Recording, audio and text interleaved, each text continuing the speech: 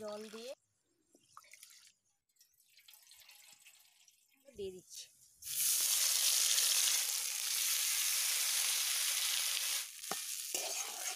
দিয়ে দিচ্ছি।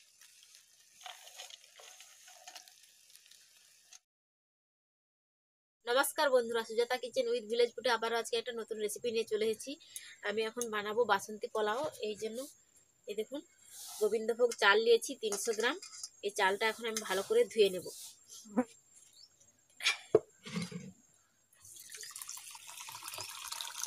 জল দিয়ে ভালো করে ধুয়ে দিচ্ছি।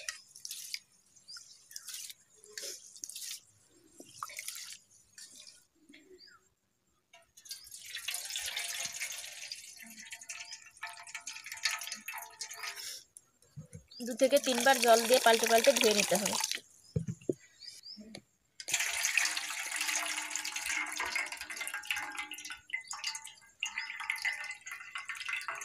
চালটা ধুয়ে নিয়েছি।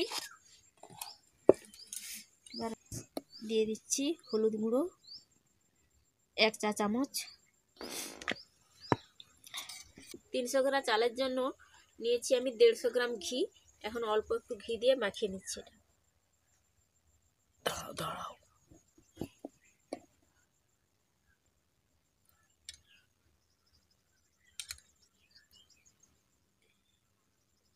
50 গ্রামের মতন ঘিটা দিয়ে মাখিয়ে নিচ্ছি।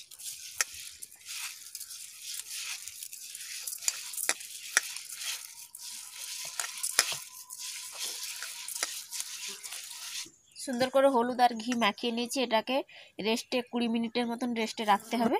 এখন 20 মিনিটের মতন আমি রেস্টে রেখে দিচ্ছি। উনুনটা আমি ধরে নিয়েছি, উনুন ধরে কড়াই বসিয়ে দিয়েছি। এবারে কড়ার মধ্যে আমি ঘি দিয়ে দিচ্ছি।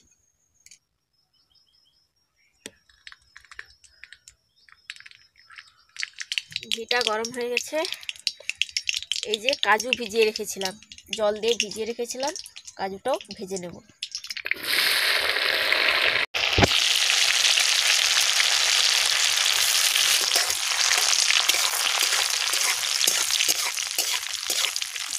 জাস্ট একটু হালকা বাদামি কালার হয়ে গেলেই নামিয়ে নিচ্ছি।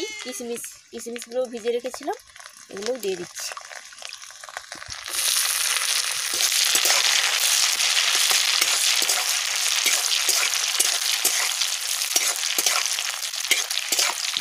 কিশমিশগুলো ভাজা হয়ে গেছে, আমি এখন নামিয়ে নিচ্ছি।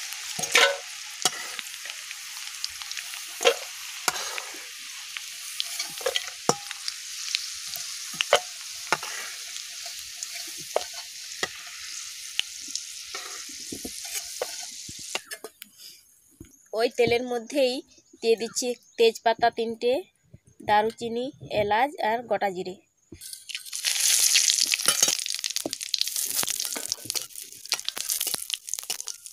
এই যে 20 মিনিটের যে মতন চালগুলো ভিজিয়ে রেখেছিলাম এগুলো দিয়ে দিচ্ছি।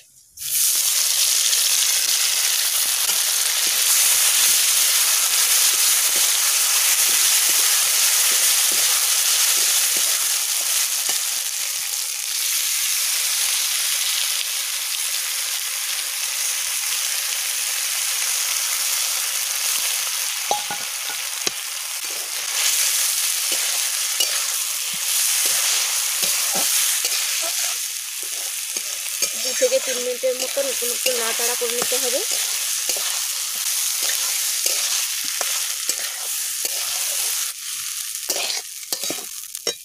দেখুন ঝরঝরা করে বেশ ভেজে নিয়েছি। 2 থেকে 3 মিনিটের মতন আমি ভেজে নিয়েছি। এইবার যে মাপটা হলো জল, 300 গ্রাম চাল নিয়েছি, সেই 300 গ্রাম চালের জন্য 600 গ্রাম জল দিতে হবে। এই বাটির মাপ করে আমি 6 বাটি জল দিয়ে দেবো।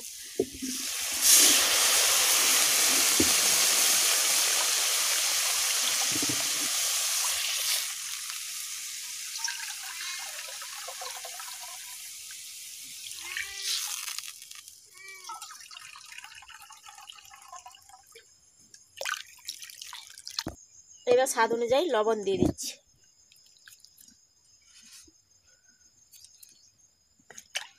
এই যে একটা ঢাকনা নিয়েছি, ঢাকনাটা এখন ঢাকা দিয়ে দেবো। নাড়াচাড়া করে এখন ঢাকনাটা আমি ঢাকা দিয়ে দিচ্ছি।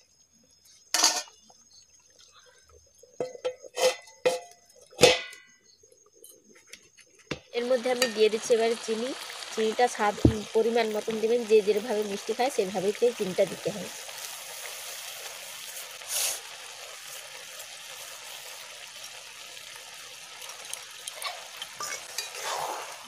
দিয়ে ভালো করে নাড়া দিচ্ছি।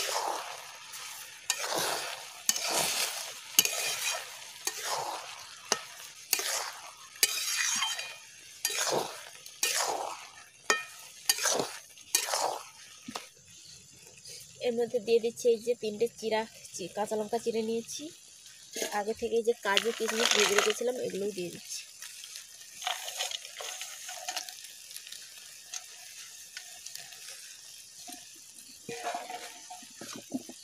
ভালো করে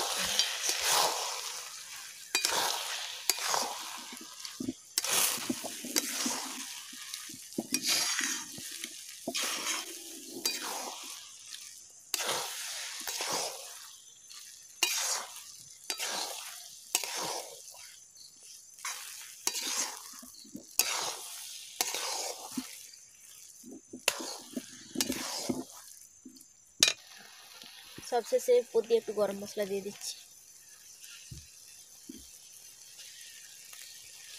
নাড়ার পরে জল দিয়ে প্রায় আধ ঘন্টার মতন ফুটাতে হবে। আমি গোবিন্দভোগে চালে করেছি, আপনারা যে যেভাবে চাল নেবে সেভাবে দেখে তা নামাবে।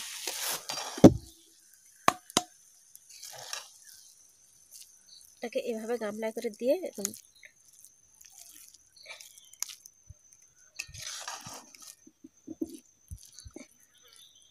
এই বেগুনটা আমি কেটে নিচ্ছি। এই যে পোলাওটা করলাম বাসন্তী পোলাওটা দিয়ে খাবো বলে, তাই জন্য বেগুনটা বানাচ্ছি।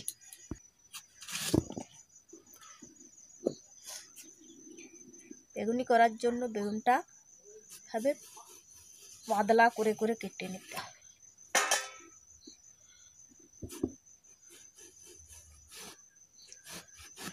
এরকম পাতলা করে করে দেখুন।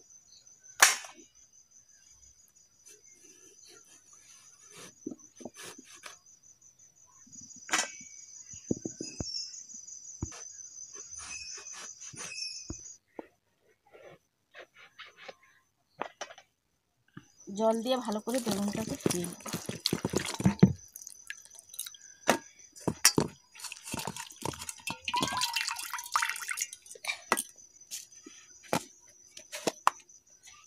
হালকা স্লাইড একটু লবণ মাখিয়ে দিচ্ছি।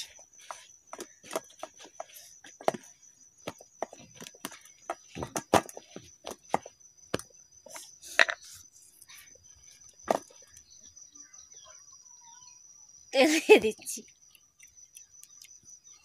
এই যে বেসন নিয়েছি, বেসনটা এখন আমি ফেটে নেব। স্বাদ মতন লবণ দিয়ে দিচ্ছি, লঙ্কার গুঁড়ো, একটুখানি খাবার সোডা।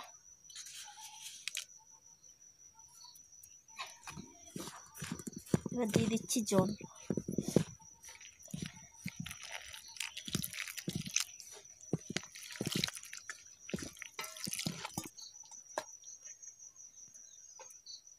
এখন আমার হয়ে গেছে। ঠিক এইভাবেই ব্যাটারটা তৈরি করতে হবে।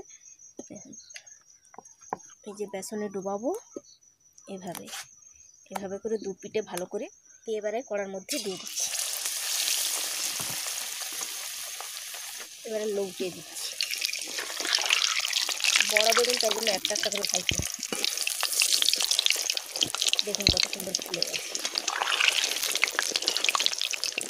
ভাজা আমার হয়ে গেছে, আমি এখন নামিয়ে নিচ্ছি। তেল আছে তাই জন্য একটু একাশি করে একটু তেলটা ঝরিয়ে নিচ্ছি।